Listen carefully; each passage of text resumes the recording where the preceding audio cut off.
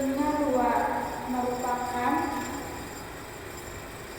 bagian paling luar dari telinga, terdiri dari daun telinga. Pinna auricula merupakan daun kartilogi.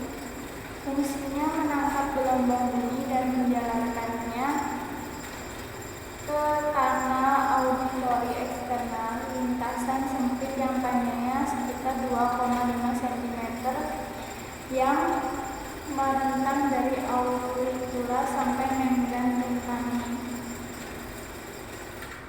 B. Membran timpani, gendang telinga, merupakan perbatasan telinga bagian luar dengan tengah berbentuk kerucut, dilapisi kulit pada permukaan eksternal, dilapisi mukosa pada permukaan internal, memiliki ketegangan, ukuran, dan ketebalan yang sesuai untuk menghantarkan gelombang bunyi secara mekanis. Bagian-bagiannya: bagian atas atau persflaksid membran Srapney 2 terdiri dari 2 lapisan, A luar, B dalam. Luar lanjutan epitel telinga, dalam epitel kubus bersilia. 2. Bagian bawah atau perstensa membran propria terdiri dari 3 lapisan. Lapisan tengah terdiri dari serat kolagen dan sedikit serat elastin. Bayangan penonjolan bagian bawah maleus pada membran timpani disebut dengan umbo. Dari umbo bermula suatu refleks cahaya on-off light ke arah bawah, yaitu pukul 7 pada membran timpani kiri dan pukul 5 pada membran timpani kanan. Pada membran timpani terdapat 2 serat scripular dan radiat. Serabut ini yang mengakibatkan adanya refleks cahaya kerucut. Bila refleks cahaya datar, maka dicurigai ada kelainan pada tuba Eustachius.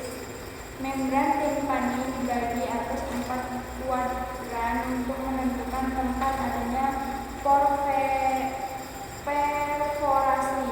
1. Atas depan, 2. Atas belakang, 3. Bawah belakang depan, 4. Bawah belakang tempat dilakukannya miringotomi. 2. Telinga tengah terletak di rongga berisi udara dalam bagian petrosus canalis facialis tulang temporal. A. Tuba Eustachius menghubungkan telinga tengah dengan faring. Normalnya tuba ini menutup dan akan terbuka saat menelan, mengunyah, dan menguap.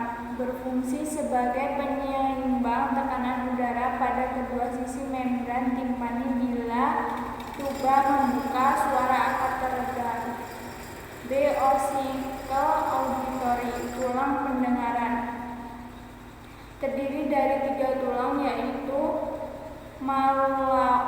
malleus, martil, incus, anvil, stapes, sanggurdi. Paumis berfungsi sebagai pengantar getaran dari membran timpani ke venesta vestibuli. C. Otot bantu mekanis kompensasi tubuh untuk melawan suara dengan nada tinggi, peredam bunyi. M. Stapedius berkontraksi, stapes jadi kaku, suara dipantulkan. M. Tensor timpani menegangkan benda telinga, suara teredam.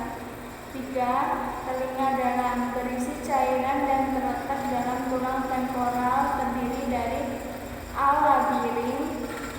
dari labirin tulang, ruang beliku berisi perilimfe, cairan yang berupa dengan cairan cerebrospinal, terdiri dari vestibular, saluran semicularis, dan koklea.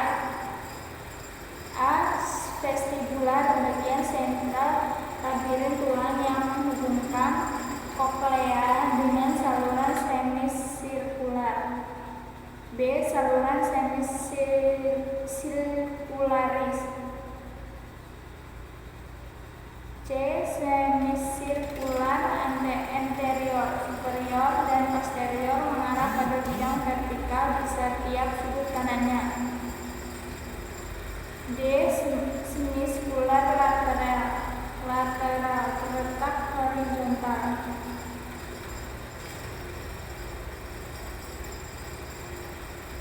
Setiap makula terdapat sel rambut yang mengandung endapan kalsium yang disebut otakonia, statokonia. Aktivitas reseptor ditransmisikan ke ujung saraf vestibular CN yang melilit di sekeliling dasar sel rambut. Equilibrium dinamis, kesadaran akan posisi kepala saat respon gerakan angular atau rotasi.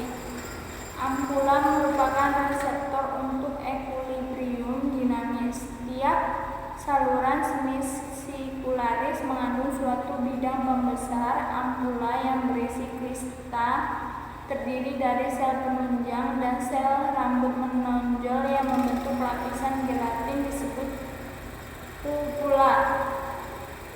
Yang kedua, menjelaskan fisiologi pendengar. Fisiologi pendengar. Energi bunyi ditangkap daun telinga dalam bentuk gelombang getaran membran timpani melewati tulang pendengar malleus infus stapes. Energi diamplifikasi diteruskan ke stapes yang menggerakkan tingkap jorong sehingga pirilimfe pada skala vestibuli bergerak. Getaran diteruskan ke membrana Reisner yang mendorong endolimfe, timbulkan gerakan relatif antara membran basilis dan membran tectorial. Terjadi defleksi streosilia sel rambut sehingga kanal ion terbuka dan terjadi pelepasan. Pelepasan ion bermuatan listrik dari badan sel, terjadi depolarisasi rambut. Lepaskan neurotransmitter ke dalam sinaps yang akan timbulkan potensial aksi pada saraf auditorius. Lanjut ke nukleus auditorius, korteks pendengaran area 39-40 di lobus temporalis. Baik, itu saja yang dapat saya sampaikan.